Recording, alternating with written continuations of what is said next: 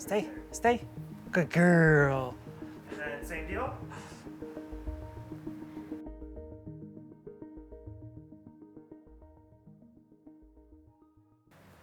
Hi, I'm Luke, bike shop manager here with Competitive Cyclist. So you bought a gravel bike in the last couple years and now it's time to upgrade. Let's take a look at some components that you can get to get the best out of your riding experience, starting with wheels. If you want to get the most drastic difference with your upgrade, look for a set of carbon wheels. In the gravel world, carbon wheels are a little bit different than the road world. They're designed to be more durable and a little bit more vibration absorbing. This Roval Terra C is a 33 millimeter tall, 25 millimeter wide carbon wheel set that's going to be a really great all-around choice. If you want to get into a set of carbon wheels, but you don't have a ton of money to spend, take a look at these 11 gravel wheels. This is a really, really great option. They're still going to be a really high quality wheel, but you just save a little bit of money, you get the vibration dampening, and you get the durability that you get from a carbon wheel set. Next, let's talk about touch points. Handlebars, stems, and saddles. On a gravel bike, these are a little bit more important because you're riding a lot more on rough roads and there's a lot more vibration coming up through the frame of the bike. With Stella Italia, which is a brand we really like, they have two gravel-specific saddles, the Novus and the Flight. The Flight's a little bit less padded, has titanium rails. The Novus has a little bit more padding, is just a hair wider, and is a little bit more comfortable. I would tend to favor this one.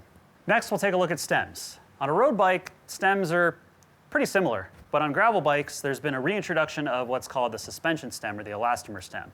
I've got two options here. The first is going to be from Transex, which has a little bit of an elastomer kind of right in between here. And the next option is from Redshift, which has an elastomer built inside the stem that you can actually swap out for different rider weights and riding conditions. You do gain a little bit of weight going with this option, but you gain a lot more comfort as well. So that's what I would go for. Next, we'll take a look at handlebars. When gravel riding was first coming about, riders would just use road bike handlebars, but since then, most manufacturers have made gravel-specific handlebars. This one from Envy, as you can see, has a very, very wide drop, which is going to give you a ton of stability, but also the tops, where you're going to be putting your hands most of the time, is still wider than a traditional road bar. This Salsa Cycles cow chipper is the same concept. This one is made of aluminum instead of carbon. So it's going to be substantially cheaper, but you don't get the vibration dampening characteristics that you're going to get from carbon fiber, as well as the lighter weight. Much like carbon wheels, you have to spend a little bit of coin, but a new drivetrain is a great way to add a noticeable difference to your bike. I've got two drivetrains in front of me here. They're both gravel specific. The first is Campagnolo Ecker, which is a 1x13 group set designed specifically for gravel riders. This one's really cool because you get 13 speeds, so even though the cassette range is really wide, there's not massive jumps between the gears as you're shifting up and down.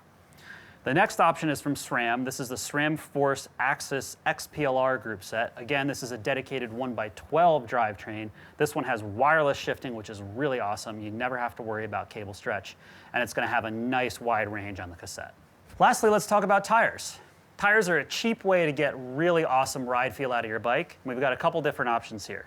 The first is the Specialized Pathfinder Pro. This is a loved gravel tire among gravel enthusiasts, mainly because it has a slick center tread. So if you do decide to ride this thing on the road, it's still going to feel nice and smooth. And then the second option here is going to be the Pirelli Cinturato. This is more of a dedicated gravel tire. As you can see, it's got a little bit more of a pronounced knob to it, but the center is still a little bit smoothed over. So again, if you decide to get on road, it's not going to be too bumpy for you. Thanks for watching.